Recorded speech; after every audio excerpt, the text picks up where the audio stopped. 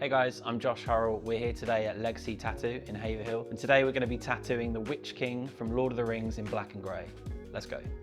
Okay, so first things first, we're going to use some hustle bubbles and we're going to prep the area. Going to give the leg a good shave. We want to just get rid of all of the hair that's in this area so that we're, number one, not clogging up the cartridge with anything. And it also just makes the stencil stick nice and easy to the skin. We don't want to tattoo any of those hairs into the skin either. So everything we're doing now is just kind of prepping the skin to put the stencil on in order to start the tattoo off. So I'm going to shave like a good radius around the skin just to allow for the stencil to sit where I want it to sit. It's not a massive deal if there's a couple of hairs left on there, but if you can get it nice and empty and clear first of all, then the whole process is just going to be easy. You haven't got to come back and shave anything later when the stencil's on. All right, so that's all nice and prepped. I'm just giving this a little pat over with some tissue just to get rid of any little dry hairs that are there. Ready to put some stencil stuff on. Okay, so now we're going to put some of this anchored on. We're going to put the stencil on with this. This is my preferred stencil stuff of choice. We want to rub this in until it kind of goes a bit tacky on the skin.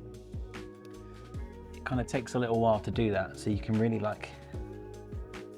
get a good coating on like this.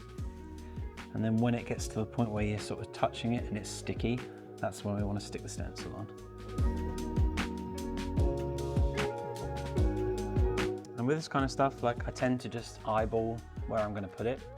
If it was going in a gap, I would probably mark the area where I want it to start and stop. But because we're just kind of working in an open bit of skin here, I'm just going to shove it on, and if it doesn't work, we can just take it off and try again. It's all very professional here. So I'm looking at the stencil and just making sure that all of my key things are going on the way I want them to. This moon, the point up here, the script kind of going around the top. I just want to make sure all of those elements are kind of where they need to be. I'm just putting pressure on all of the stencil area just so that everything prints over nice and clear. I want to try and not get any double lines if possible. Sometimes it's unavoidable because the stencil paper will fold a little bit. But as long as you can kind of read the design and you know what you're doing with the sections, that's kind of okay. We're going to just gently peel this off from top to bottom and just have a look at everything. Make sure that it's looking all right. Yeah, so this fits in here the way that I would like it to. It's kind of not too close to the existing tattoo on the back. There's a little bit of a gap, but it's not going to be too far away where it looks like there's a space to fill in between the two things. And now my client can have a look at that and just check that he's cool with it. And then if he's happy with that, we're good to go. Okay, so I'm going to quickly run you through what I've got on my workstation here, the machines that I use, the inks that I use, the cartridges. I use two machines set up. I've got a quadrant equalizer drop pen for all of my thick lines and for black work and stuff like that. I use a Cheyenne Unlimited 4.0 for the dot work and thin lines. Cartridges wise, I use a kind of mixture. I use Magic Moon for thin lines, and for thick lines I use 9s and 3s. I'm not really too fussy about what kind of 9s and 3s they are, but I generally just stick to bold 9s and thin 3s, so maybe 0.25 gauge 3s. And for my round shaders and mags, I use Easy Evolution, and they're going to be a 13 curved and a 14 round shader. Inks wise, Dynamic Black, Dynamic 80 and Dynamic White, and then I use Eternal Grey Wash, just like a dark grey wash for a slightly lighter tone. I keep everything pretty simple with steps and just have a few different steps for each thing. Hustle bubbles for cleaning the tattoo down and for just cooling stuff off a little bit. And I use green soap with water to wash everything down. And then at the end of the process, I'll use Whitfield's cooling gel just to put a thin layer over to get rid of the redness. So that's everything on my workstation. Let's get into the tutorial. So as I mentioned, I'm going to start with my 9 liner. I'm just going to kind of tackle some of these bigger lines that are on the outside of the design. I generally work from closest to me further away, so we'll just start with some thick lines, maybe switch over to my 3 liner to do these little tiny bits of detail and stuff like that. I use these 9s, they're actually slimline 9s, but I kind of Haven't really got a specific 9 that I use. I just like to use slightly thicker gauge. So it'll be a 0.35 gauge regardless of what kind of cartridge it is. And I feel like that's got like a nice line weight in comparison to the 3s that I use, which are 0.25 gauge. Right, so let's make a start, getting the skin nice and tight to make this first line. These first lines are going to kind of be a test of the skin to see whether I need to alter anything. So that might be voltage of the machine, it might be like the pressure or the hand speed that I'm using. Generally speaking, I keep my voltages the same when I do anything. I just alter my hand speed. So if something's kind of going in nicely, everything's good to go. If it seems like it's kind of stuttering a bit or the line isn't quite as solid as I'd like it to be, then I'll usually slow my hand speed just to accommodate for that.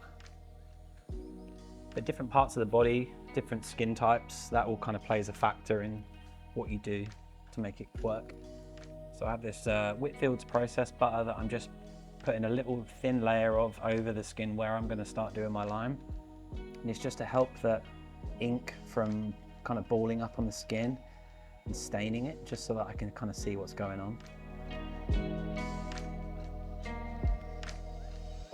So with these lines where they're coming to like a point, I'm just tapering off my lining so that I'm kind of flicking out towards that sharp point, just so that I'm able to get like a nice little tail off there. All of this stuff is going to be solid black. So if there are little wibbles in the lines, or if there's something that's not quite in as much as it should be, it's not the end of the world, but I just do my best to kind of get everything in there nice and solid. So I think naturally I prefer to pull lines towards me, but I also push them away if I need to. It just depends on where I'm kind of sitting in relation to the body part.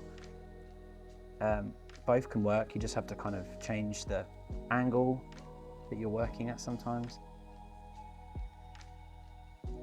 And just hope for the best. So now I'm able to change where I am. So I'm going to bring my hand around here and I can kind of do a slightly longer line just to take care of some of this other stuff. So I'm going to start down here where it's tapered thin and just kind of work my way up. If you can do stuff in one long line, it's always kind of advisable, just because you're going to have a much smoother kind of outcome with that line. But it kind of depends as well on the cartridge that you use, because some cartridges will hold a lot more ink than others. You still need to make sure that you're getting a good steady ink flow. So I'm just making sure this end is nice and sharp, kind of adding pressure as I go. Where I know that the skin is a little bit thicker, I can have a bit more pressure. Just trying to keep everything nice and smooth. Because the stencil's been on there for a little while now, it's kind of okay to rub it, so I can kind of rub the skin without worrying about losing too much of the stencil. But if you were working a bit faster and the stencil had just been applied, it's always best to kind of dab the skin so you're not rubbing anything off that you might need. I'm just working with dynamic black at the moment because all of this stuff is going to be solid black. So I just want these areas to basically be fully lined in. Some of the areas later that are kind of more like detail areas, we're going to use a grey wash for those, just so they don't heal as dark and it just has a little dimension to the design then. All of this stuff is going to be nice and black. I'm being careful not to like lean on the stencil too much, just because where I'm working at the moment, obviously I'm focused on here, but my hand's up here resting on the rest of the design, and I don't want to like rub anything off before I've got to where I need to be. I usually try and like work in one section and just finish that bit off so that there's no more lines to add to that bit. So if you think of things in like sections, if I'm going to work up to this arm here, I'm going to try and line everything below that arm to completion, and then I can just move on to the next section and I haven't got to worry about coming back over kind of sore skin. And if there is an area that's a bit tight and I think that maybe the liner that I've chosen is a bit too thick for the area, I can either switch to my smaller liner and kind of build the line up, or I can just kind of taper the needle off a little bit. Where they're slimline, they're kind of a little bit finer and it gives you a bit more play with the depth of needle in the skin. So you can kind of tailor the line a little bit to be thinner or thicker. And this isn't the best stencil. You can see it's kind of a little bit blurred in areas, but a lot of the time I'm just using my kind of intuition as to where I want the line to be. I know what this section is, so if there's something that's missing or if it's a little bit double lined like this area, I know that I can just take that shape around and just shape it how it needs to be. It's always good to follow your stencil, but obviously there's areas where it's okay to kind of freeball it. Freeball it? That's a weird word I've never said.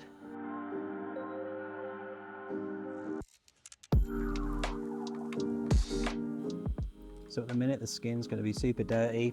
All this ink is just kind of smudged everywhere because at the moment I don't want to wash the skin off whilst there's a stencil above it.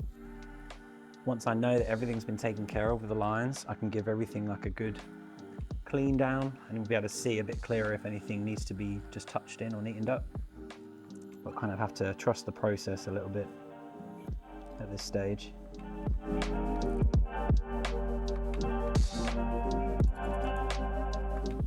I don't really hang my needle out too far. I kind of go in between hanging it out and riding the tube. I guess there's probably like a millimetre hanging out because I've never really got on that well with having loads of needle hanging. I think that for me, I have more control if I'm sort of just in between the two.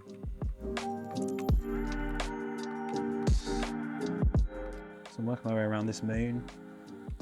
The moon I'm going to line last once I've got all these main bits in. Not for any particular reason, just seems like it's easier to do it this way for me.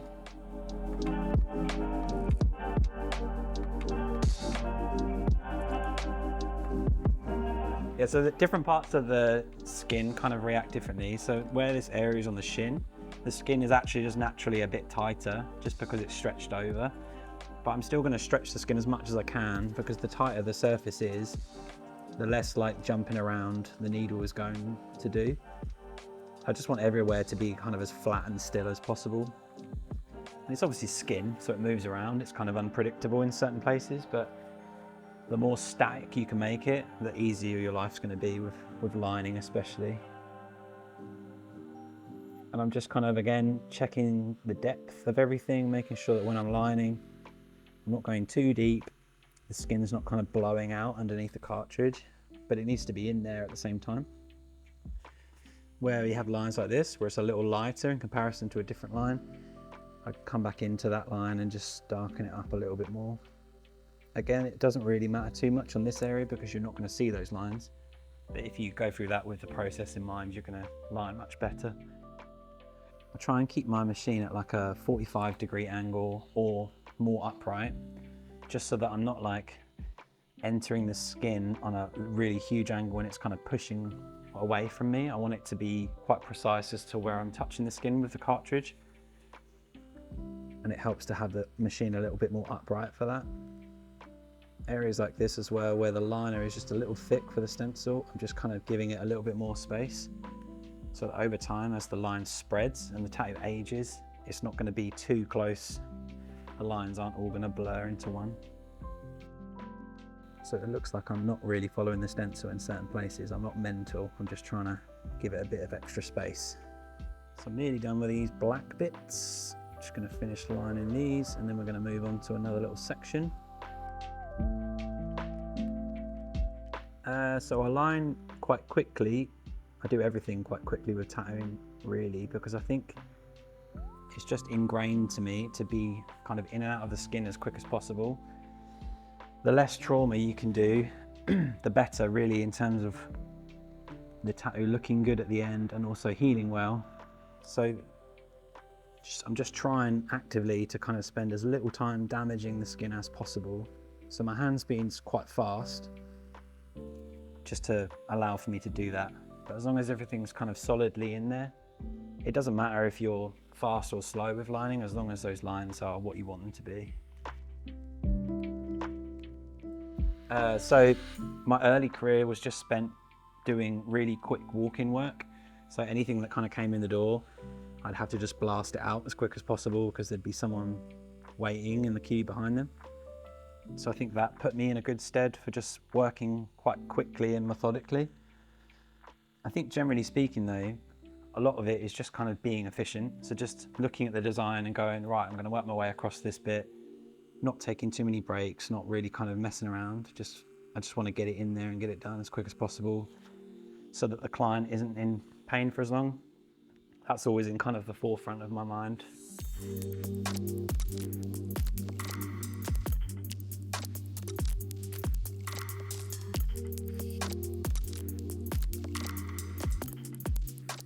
Cool, so I'm just going to do some thinner lines now, which I'm going to use my 80% dynamic grey wash for. This is going to like house the white line that I do around everything. So again, this line isn't really super crucial, but it's just to kind of like give me a little box to work within for white. It just helps add to that contrast a little more. And because this is a shading machine, it doesn't really have a voltage gauge, so you just kind of do it by sound. And I think this is running at like, if this is 12 o'clock, it's running at like 9 o'clock, which seems to be good for dot work and small lines and stuff like that. But all of that is kind of personal preference.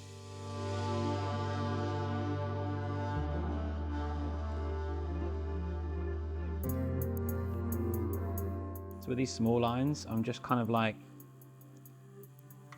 putting less pressure with the cartridge because they're much easier to blow out. And I want these lines to have clarity. They're going to be kind of shaded over, they're going to have some dots and stuff over the top. But these little areas still need to be nice and clear because they're kind of detail parts that I want to still be visible. So if the lines are super blown out, you're going to get kind of like this kind of bluey haze in the skin, which is just going to muddy up the tattoo and it's not going to make it look as clean. So being gentle with it is kind of the best course of action, I think. And now because I've done lines all down here, I can wipe down. So any lines that I'm doing here, I'm wiping down on the existing stuff so that I'm not ruining the stencil that I still have to tattoo over.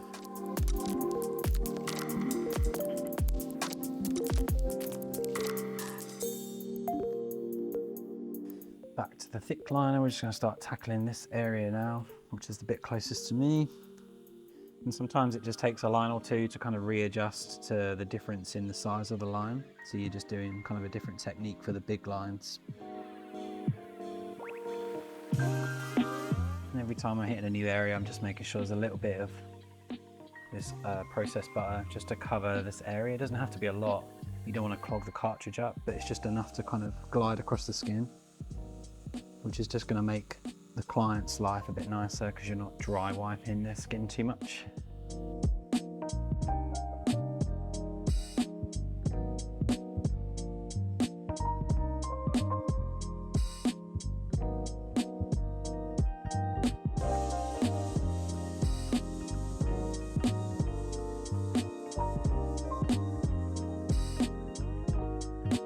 I think the best thing for water shading is just to use like a step down from black, for me personally, because you get a differentiation between the black and the water shading that you use, but it's not like gone, you know. It gives you like clarity between the two, but it's still dark enough to be a line on its own, you know. So now that I'm up here, I'm kind of near the helmet, I'm just going to try and keep my hands from like rubbing off this bit of script, just because that's kind of the thinnest part of this whole thing. I just want to keep that kind of as pristine as possible.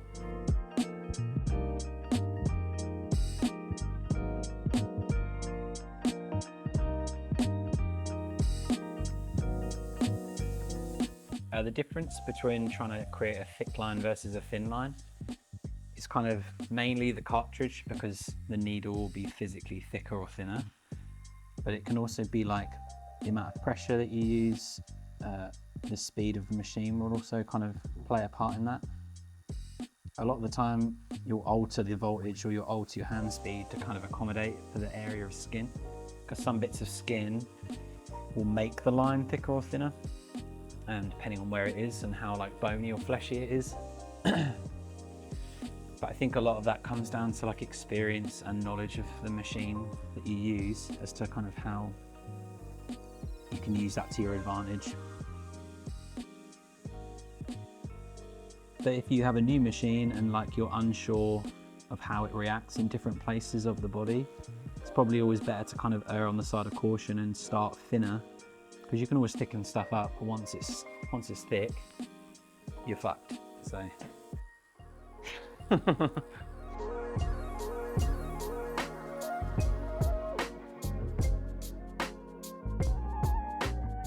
just finally, when I'm doing these like real thin lines, when I dip the cartridge in the ink, I always dab the end just to get rid of this kind of blob of ink that sits on the cartridge housing.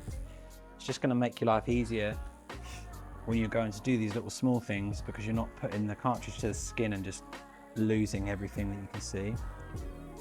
Just taking that little blob of ink off will make it a little bit cleaner to work with.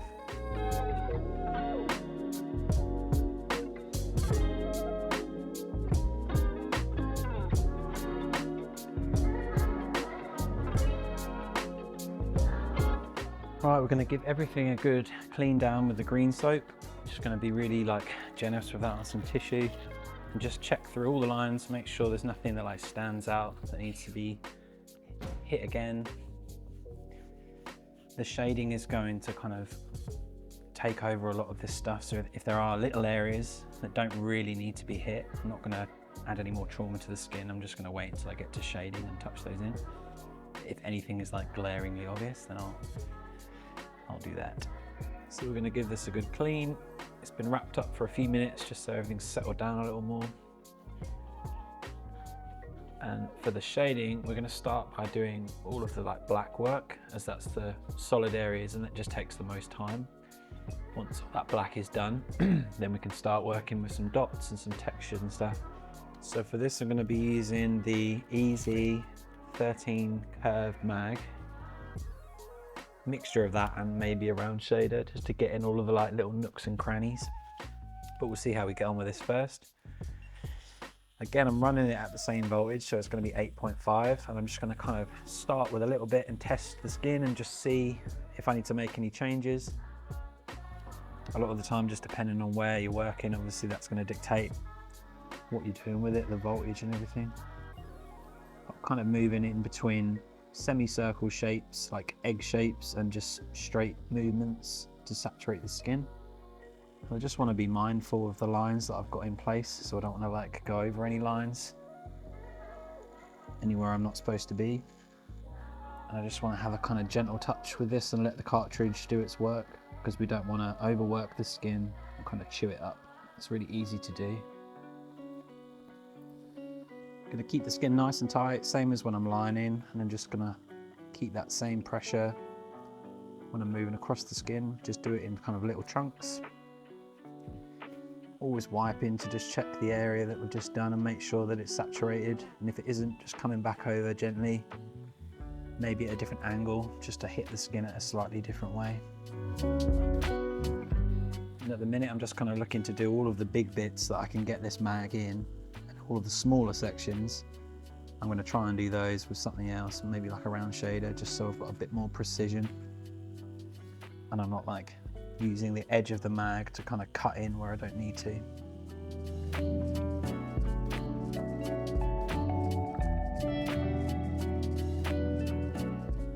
Keeping the machine like quite upright so that it's just the tips of the cartridge needles are going in. I don't want to lay it down too flat because I have less range of motion like this. I want to keep it up so that I'm able to kind of spin it around and twist it however I need. And it just lets me control like how much of the cartridge is actually going into the skin.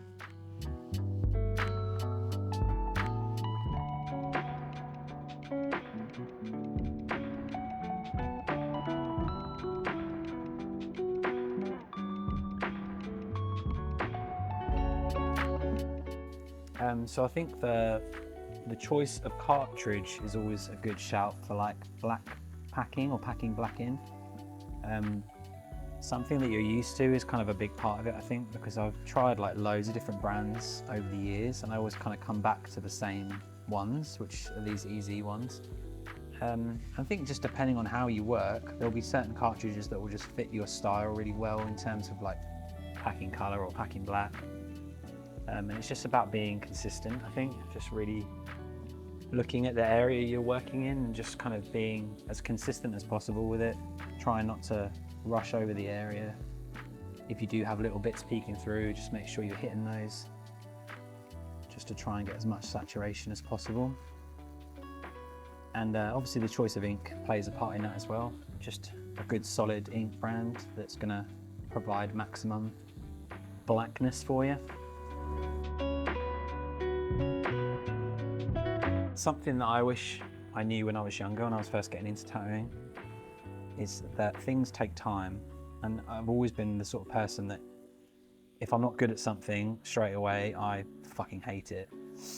So anything like this, where it's kind of an experience-based job, everything just takes a long time to kind of get to the point where you're comfortable enough to do it, or you're getting better at it. Every day is a school day with tattooing, so you're never at a point where you're not learning anything. You should always be kind of trying to better what you're doing and increase your knowledge and stuff. But my younger self was not aware of that. I just wanted to be instantly good. I just wanted to, you know, have all of the stuff that goes along with that. And I was quite impatient in the early days because I just wanted to kind of get to that point where I was comfortable, but it doesn't really ever arrive.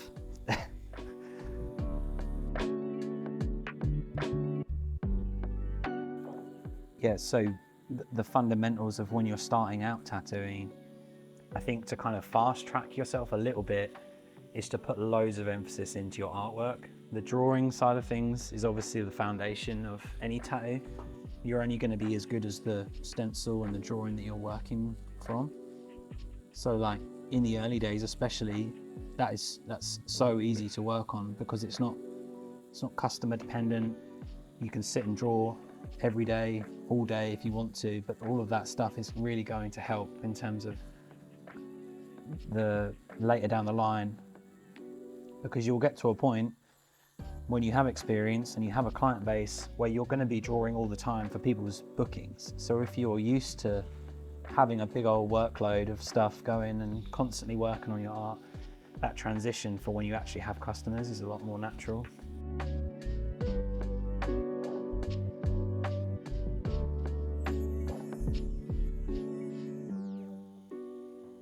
So I'm just working my way through the design, looking at any of these areas that I know I want to be black, and I'm kind of working my way through those. If the area is too tight and it's really narrow or really sharp at the end, I'll just try and do as much as I physically can with the mag, because it's just causing less trauma to the skin. I want to try and keep everything as smooth as possible. This kind of tattooing is obviously, it's the most damaging part of a tattoo because you're completely saturating the skin with ink. So it is very easy to like overwork and make everything really sore. You're only human, like there's only certain limitations to that. No one can apply it without any soreness or any redness. But the more gentle you can be and the more consistent you can be with everything, the less soreness you're gonna get, and it's just gonna go a lot quicker for you. But again, it's a thing of less haste, more speed. So just be efficient, but take your time with these areas.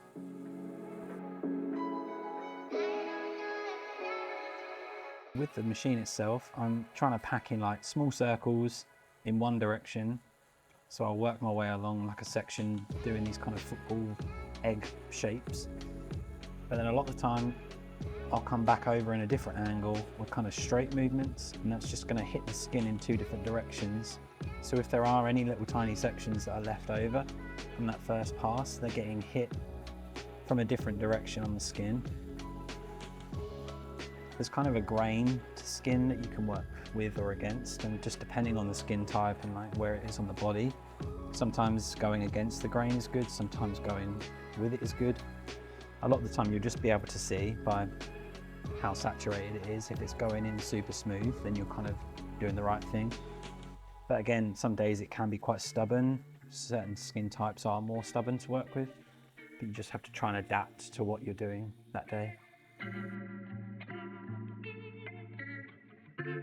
So to kind of try and make sure you're not leaving the line work that you've done, it's quite hard to explain it from like a technical point of view, but I feel like a lot of the time you can like feel where that line is a little bit. So I guess it's kind of similar to if you were like welding something, you kind of go by what you can see. So when when that blob of ink just kind of hits the skin, even though I can't really see where that line is anymore, you sort of just with experience know roughly where the line is, and so you're keeping those movements within that line almost like subconsciously. There isn't really any kind of way to learn how to do that other than just to do it wrong a whole load of times. And then you sort of learn from your mistakes. But even now, 16 years in, I still go over the lines. I still make little mistakes here and there, but a lot of the time it's just trying to make those mistakes as minimal as possible so that they don't ruin the whole fucking tattoo, you know. But I think something to bear in mind with like this kind of work especially is it is quite forgiving in certain areas, because if you've got an area that's just solid black, you can just bring the black over that little bit that you've gone over the line, or you can kind of bring it out to where it needs to be if it doesn't look quite right, you know. Yes, you're working to a stencil and you're working to the line work that you've done, but if there is something that's really glaringly obvious, you can just kind of manipulate it a bit just so it doesn't look so obvious anymore. And like a lot of it is keeping you cool, I think, rather than being like, oh no, I fucking made a mistake. You just got to treat it as part of the process, which can be kind of derailing sometimes. So I'm just going to clean this up a bit because I can't really see what I'm doing. So as the skin settles on these earlier bits that we've done, we can kind of see if there's any little patchy bits or anything that needs to be hit again. But be mindful obviously that like you are tattooing it, so it's going to be damaged. If you're hitting an area multiple times, that area is going to get more and more damaged, and sometimes, you know, that's not the best thing to do, is to keep hitting it again and again. You just got to try and get it right the first time as much as possible, and then anything small that needs to be redone can be done then.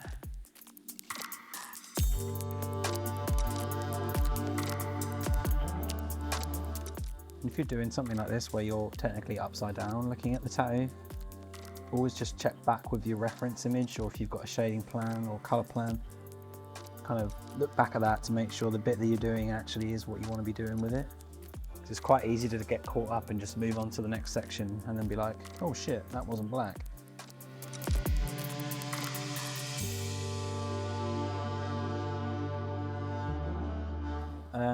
So voltage, I think, plays a different part for different artists, because for me, voltage isn't like super important. Obviously there'll be a kind of a setting for your machine where certain things will be easier or harder, certain things might need more volts or less volts. But generally speaking, I don't change my voltages at all. I just kind of change my hand speed, or I'll change the kind of needle depth, things like that.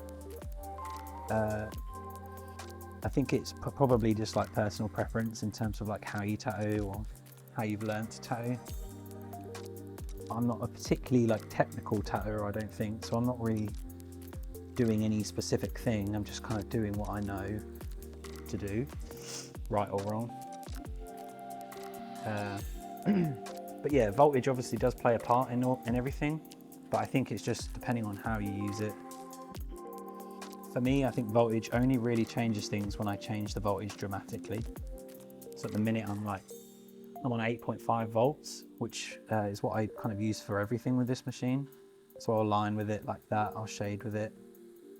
And it doesn't really make much difference if I change it up or down a little bit, but if I was to go to say 10 volts, then that would obviously change how the machine performs. So that would make life either easier or harder for me. But if you're going like up points of a volt, it's really not that noticeable for me.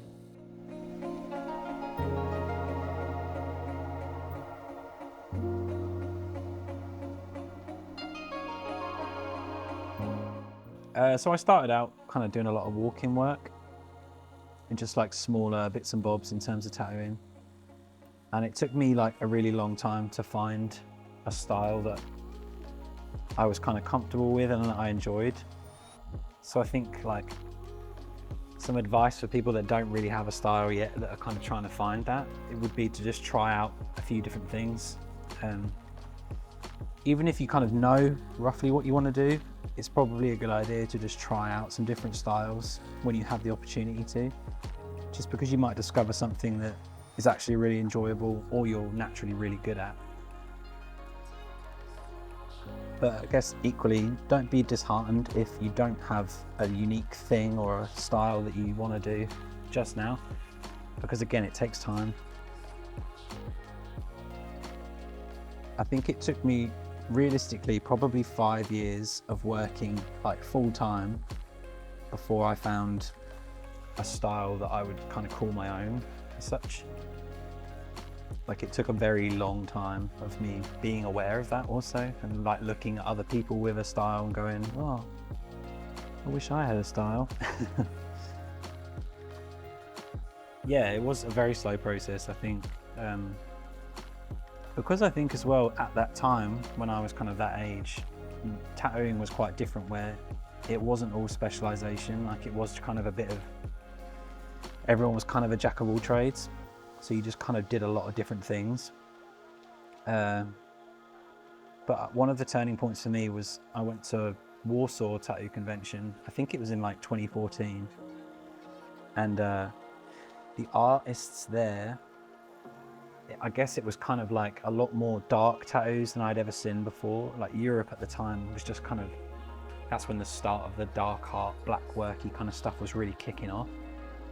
And I just remember seeing like so many artists that I'd never heard of doing this style of blackwork stuff that was super evil looking or like kind of creepy in vibe, and I just really loved it. And I came home from that convention feeling like really inspired to kind of do something like that. So that was probably one of the really early kind of inspirations, I guess.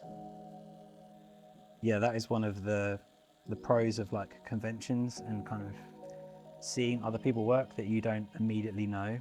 I mean, Instagram is great for that now because you can see people's work and you get a glimpse of what they do, but going to a convention and seeing someone's work that you've never heard of, that might give you that little flicker of inspiration.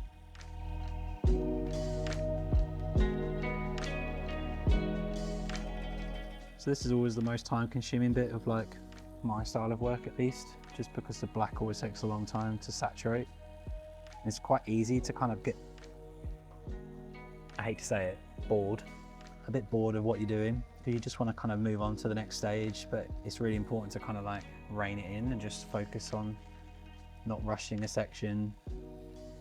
If a section's kind of a bit more stubborn than another bit, just take a little bit more time with it. Don't kind of just try and get through it as quick as possible. It's definitely something in the past that I've been guilty of, where I just want to finish it, or I just want to get going or move on to something else. And it's really important to not do that.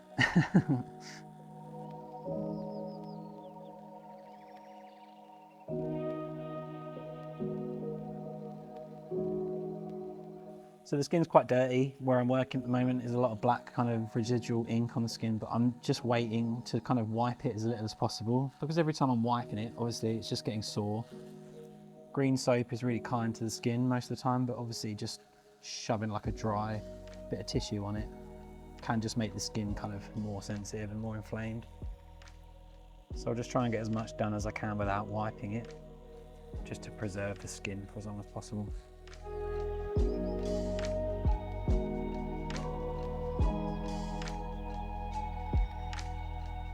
Right, so that's all the kind of solid black areas for that bit taken care of. We're just going to put some of that processed butter on there. I'm going to wrap this up and just let it chill for a couple of minutes before we start doing any of the dots and textures and stuff.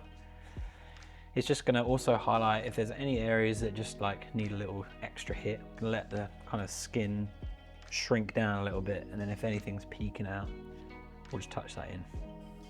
So with the dot work, there's kind of two techniques that I use. One of them is just like traditional like whippy out dots, and then the other one is kind of a constant pressure, call it like a base layer. So if you were like doing a first layer of paint to then darken up after that, and I'll use that just in areas where I want to kind of have like a full dispersion of dots across an area. So if it's got like an area where it's just all one tone, I'll just try and use constant pressure to come all the way across that, but it will be kind of obvious when I'm doing that as opposed to the other technique. And with dot work like this, the most important thing is just kind of consistent pressure, but also whipping out to a certain point. So if I know that I want the outside to be lighter than the inside, I'm starting where the darkest point is and kind of whipping out towards that darker, towards that lighter area. If I had a mag in here and I was doing this motion, it would be whip shading. But because I'm using a 3-liner, it creates the same function. So it's going to be like little speckles of dots, but it allows you to be really precise and you can kind of build up layers. Because I want all this stuff to be a contrast to the black that we've just done, I don't want it to be super dark straight away. I want to be able to control how dark it gets slowly. And dot work kind of allows me to do that. I'll also be like adding in little details as I go with this stage. There'll be little lines, little kind of hashes or dots or things like that I'm going to put in just to add detail to the areas that I'm doing. And I don't always put those in straight away just because it keeps the stencil a bit more simple. And I'm not like overcrowding the stencil before I've even started lining anything.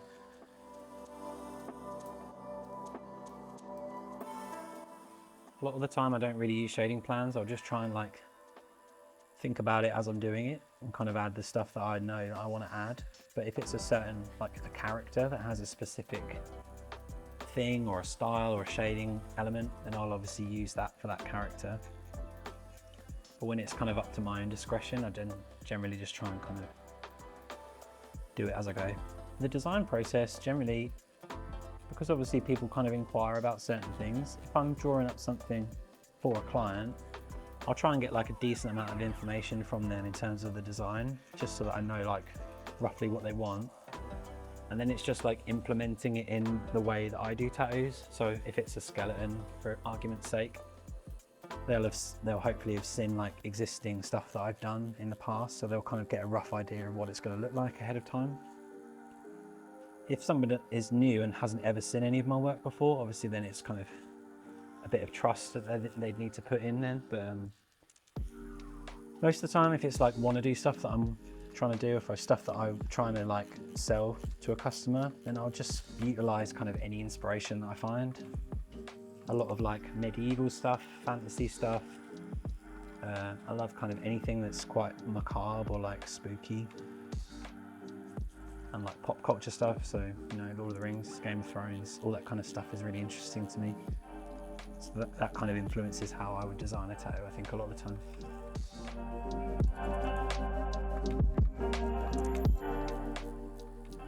So stuff like this with this dot work, it's another element of like trust the process, because initially everything is going to look really red and kind of raw, and then as the tattoo kind of settles, those areas are going to start to look better. They kind of look worse before they look better a lot of the time, just because the skin is obviously being like scratched. So you're going to have some elements of the tattoo where it looks a bit worse until it's settled. And it's all about kind of building up layers. So initially things might look like nothing's happening, and it's very, very subtle. As you build up those layers, it starts to get darker and darker. It's just so you can control the amount of like darkness that's going into the skin. So like the direction that you choose to kind of whip the dots in will kind of determine where your darkest and lightest areas are. So if you have like a really strong light source in the design, you want to be kind of whipping towards that light source all the time. In terms of making the dots though, there isn't really like a right and wrong answer. If you kind of pull towards you or push away from you, or kind of somewhere in between, it doesn't really matter too much. But you just got to be aware of where your like negative space is compared to your saturated kind of dotty bits. And if there's areas like this where I'm just kind of building up little tiny gradients, individual dots are kind of best sometimes, because you can like place them exactly where you want them to be. It can just make a little soft gradient if it's kind of too small an area to whip out and get a nice dispersion. I'm just using 80% from dynamic at the moment, because like I said earlier, it's kind of dark enough where it's not going to disappear when it heals, but it's light enough that it's just going to be a bit more of a subtle tone compared to the black.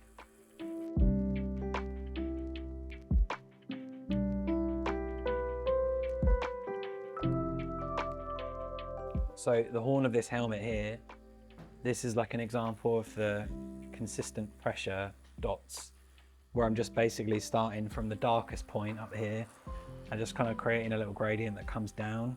And I'm just doing that by starting up here in the dark bit with a bit more pressure and like slowly kind of taking the pressure off as the cartridge moves down that section. And I want to be kind of working in between these two little lines. But again, each layer is kind of building up that gradient. So you're not necessarily just doing it in one pass. It's kind of like slowly building up with each pass that comes down. So generally speaking, like you're just looking at the skin to kind of determine how dark it's going to get how quickly. Some skin types you can literally do like one little pass of dots and it's black straight away, so the skin kind of sucks the ink up. Other skin types you can afford to kind of go over it a few times and it slowly builds up. Either way is kind of fine. It just depends on obviously what you're trying to achieve at the end. But if it's something where I'm able to do a few layers, I think sometimes that's my preferred thing, because you can be a bit more gradual with it and you can kind of take your time building it up.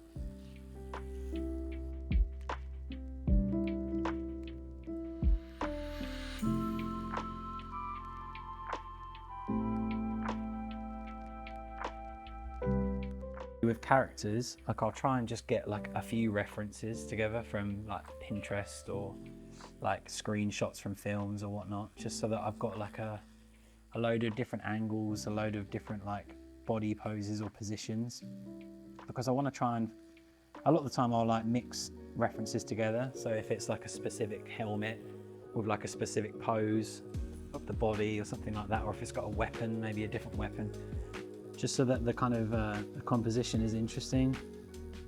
And if that kind of already exists from a film or a game or a TV show or something like that, then you can kind of utilize that. But it just depends on what the character is a lot of the time. Like certain things will obviously have certain elements that you can utilize, which makes it instantly look like that character. Or so it's kind of it just differs from piece to piece, I guess. Yeah, I'll always try and like get a few different references together, just because if you just work from one, that might be fine and that might do the job, but there might be something else that you could implement that just gives it like a little extra edge or something, or kind of gives it a little extra interesting feature. But with stuff like this, it's quite good to work from models. Like a lot of like 3D printed models exist of characters, or you can kind of find like 3D sculpts of things for 3D printing. They often have really good like close-up kind of quality scans and things like that that you can use elements from.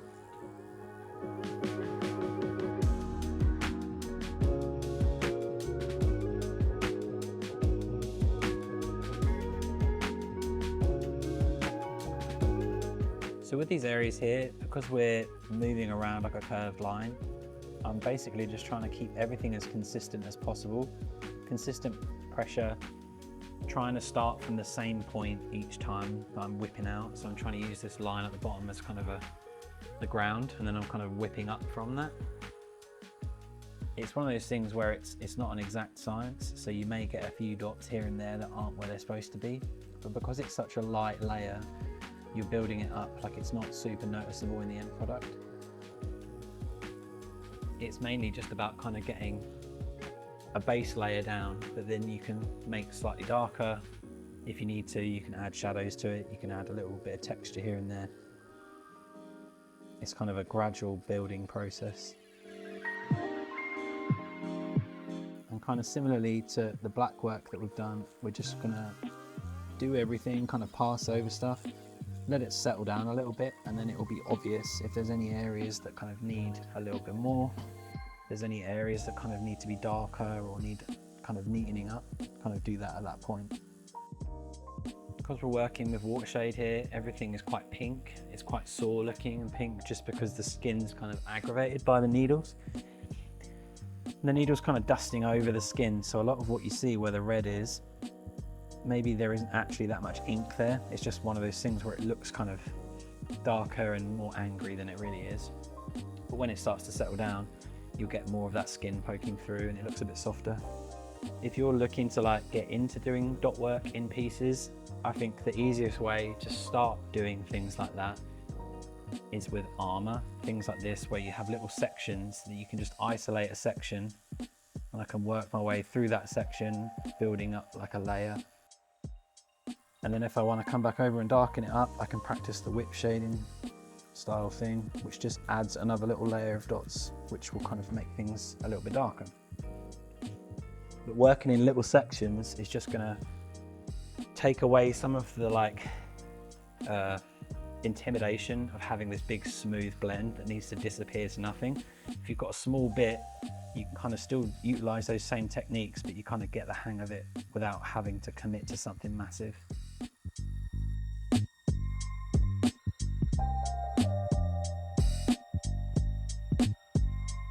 So I think if your image has a light source, you just need to pick a point when you're kind of doing the design, especially just pick like a point in space and then try and utilize that as your light source for everything that light would shine on.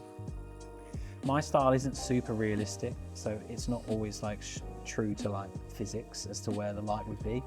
But if you kind of implement that from your design work, if you know that your light's coming from one direction and there's highlights on all of those sides on everything, it's going to immediately look like there's a light source there. And that just kind of comes with study as well. Like if you study the way that light interacts with things, with objects, then you can implement that in your designs really easily. When you're using smaller line weights like this 3, the needle itself isn't going to hold as much ink. So it's kind of worth remembering when you're working across an area, you can't treat it like a magnum or like a round shader or a liner as much or bigger liner, sorry, because the small needle is just not physically going to hold as much ink. So you have to dip a little bit more frequently into the ink to keep that ink flowing. So you're just sort of working in small sections until you can start to see the ink disappearing, which is sometimes going to aid that gradient a little bit. You're sort of running out the ink from the cartridge to allow you to build up a gradient. But you don't want to be just like blasting a load of dots in there that don't have any ink, because it's going to look like you shaded that area, but you actually haven't.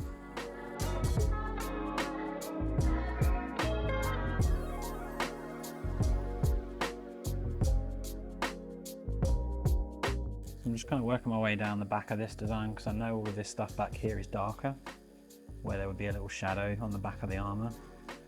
So I'm kind of working from dark up to light, just again kind of utilizing the ink slowly disappearing from the needle, so that as the stippling comes across the area, it's getting less and less ink, same pressure, same movement across as steadily as possible. But as there's less ink going through there, you're kind of getting a natural gradient from it.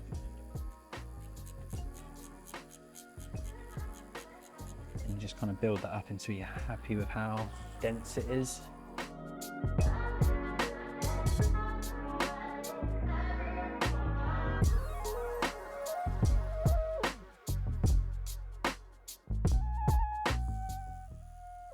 You might notice as well that sometimes I have the cartridge kind of backwards and I'm working backwards with that cartridge. It's basically just to create a little bit more resistance with the needle. So if there's an area where it's a bit tougher to work with, I'll just put it backwards just so that the actual needle is kind of pushed up against the cartridge house here. Just gives it a little bit of extra oomph. I don't know if that's a good habit or a bad habit, but it's just something that I sometimes do. I'm just coming over these sections just to kind of darken them up until the point where I'm happy with how dark they are.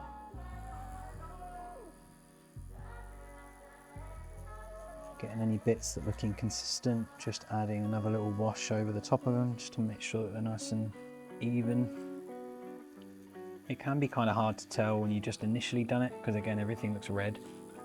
You're going to get blood in there and kind of soreness coming through.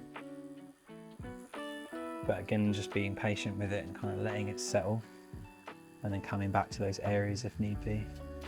I think it's quite common with people that start out doing dot work where they're quite afraid to put dots into the skin in case it goes too dark. You know, you're told to kind of move over the skin quite methodically and carefully, and that's quite hard when you don't have any kind of finesse at the start when you're starting out tattooing. but I think my advice would be to just try and go a bit darker than you think you're going to go, because so many people just like gently dust stuff in, and when that heals there's just nothing there. You need to kind of make sure that you've got something of substance there. If it's a bit too dark, it's kind of one of those things where it's probably going to look better than if it's too light. Don't be afraid to use the shades that you've got, and if you've got a water shade that's quite dark, that's going to be really perfect for dot work of this kind of style if you're doing darker tattoos. If you're doing like portraiture and stuff like that, then obviously, you know, light layers are good, but for dark spooky stuff you can go as dark as you want, really.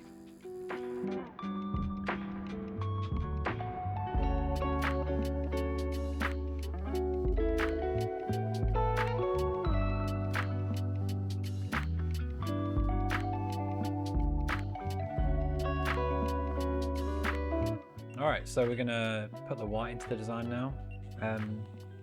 The white is always the last thing that we do because it's the lightest pigment and it can be discoloured by the other stuff that we've done. So because we've got loads of dark stuff, this is always the last step, which is like not always great for customers because everything's sore and we're kind of going over the areas that are already sore, but it's something that adds a lot of contrast in, and it's going to kind of really pop the design out.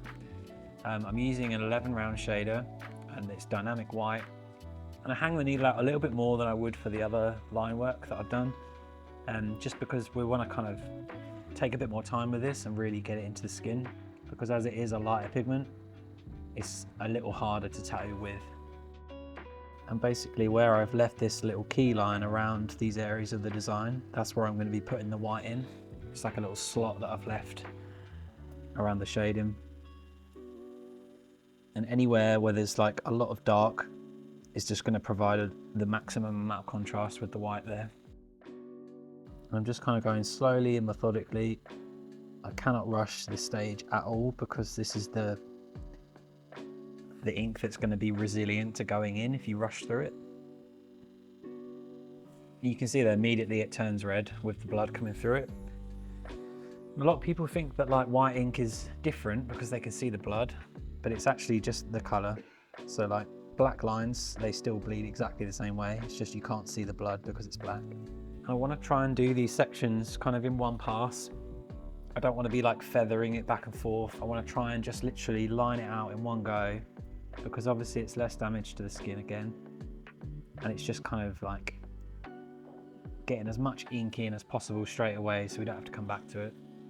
But if there is a little section that needs a hit again, you just gently feather it in, because round shaders can obviously do more damage to the skin.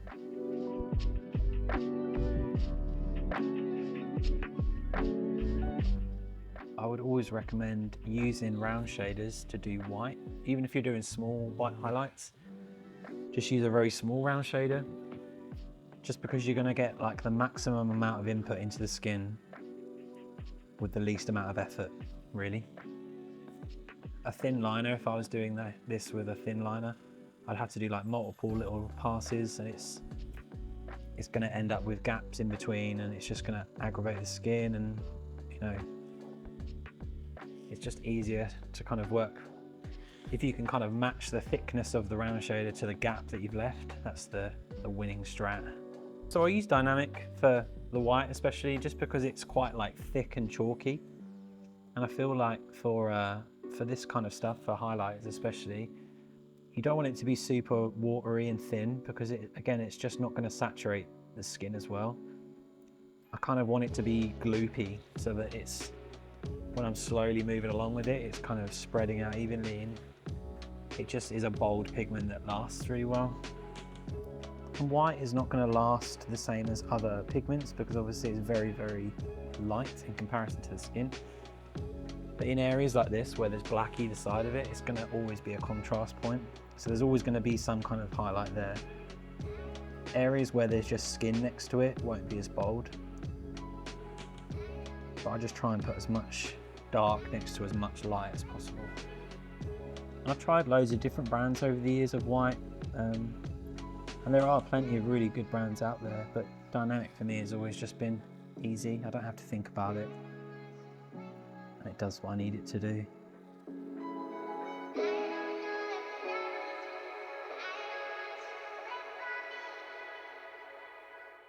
And if the white does like creep into the black a little bit, if you kind of go outside the line that you're working around, although initially you might be able to see that and it be an issue, it won't heal over the black. Nothing will ever go darker or over the top of black.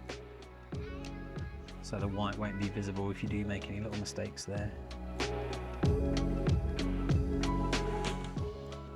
Keeping the machine like pretty upright, because again I want to kind of maximize the needles touching the skin. If I'm at an angle, the round shade is kind of digging into the skin at an angle as well.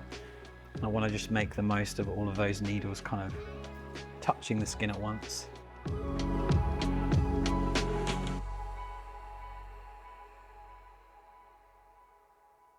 I think the most common thing that people ask is like what I use for white, or like what inks I use for the white, or how I apply the white, because it's just like a contrast thing a lot of the time. Like it's not a magic wand or anything. It's just literally like putting the white next to the darkest part in the design will make that white look really bright. It's actually not like a trick. It's just kind of, I don't know. It's just something that you learn, I guess, over time. I've kind of experimented with it a lot over the years, and that's just something that I like to do. But yeah, the most common asked question is like, what white do you use, or like how do you get your white in? Because it's such a pale pigment, like it's super bleedy, and it's very like easy to make it look like nothing. And I think people just go in with a liner and just try and blast a load of white into things, and that could be absolutely fine, but realistically you want it next to like the blackest part of your tattoo, or the darkest color, or whatever it is, and you want to put it in with like a round shader so that it actually has some saturation in the skin. And it's obviously like, it's skin dependent as well. So some people's skin, the white will look like electric white on them. Some people, if they have olive skin, or if they're quite tan, or they have a darker skin tone, that white won't be as bright because it's only visible through the skin, you know. It will still be a bright contrast from other darker parts of the tattoo, but it just depends on the skin type as to how bright the white is.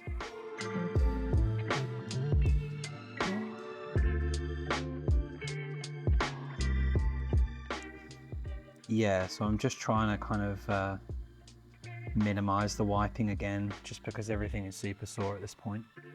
So the less wipes I can do, the better, really, in terms of it feeling settled. It has to all be cleaned down at the end, so if I just work through all the white and try and do that without wiping it too much, then everything's just going to feel a little nicer at the end. But I don't have to worry about anything like discoloring, anything going over, anything else, because we're only doing these white highlights now. They're not going to mix with the black or the grey. We don't have to really think about that.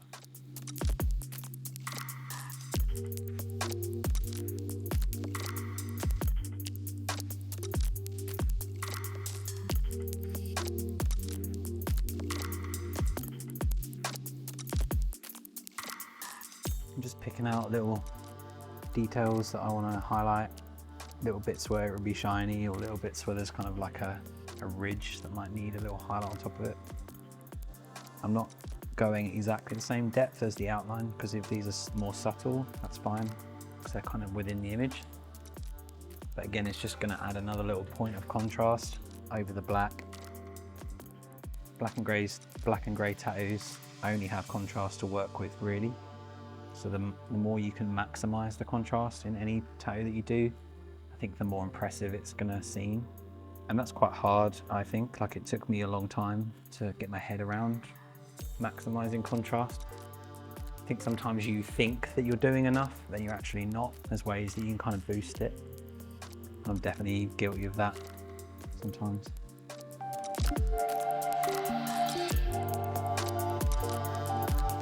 So that's all the white done. We're just going to take a look at everything and make sure it's kind of where it should be. Everything's going to be red and kind of angry initially, just because we've just put it in there. But we'll let it settle down and then just take a look at everything and make sure it's all good. Okay, yep, we're all happy with this. So the next step is the aftercare.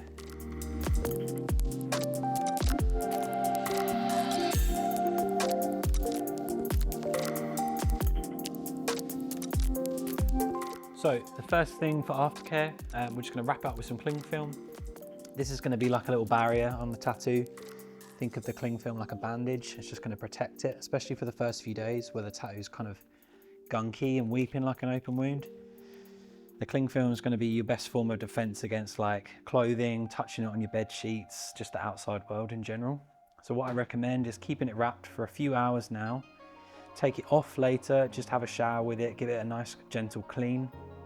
Make sure get out the shower, let it completely dry, bone dry, and then wrap it up with cling film again. You're going to kind of repeat this process for the next 3 to 4 days, just washing and wrapping. And in between each wrap, just give it a quick wash down, let it air dry and wrap it up again.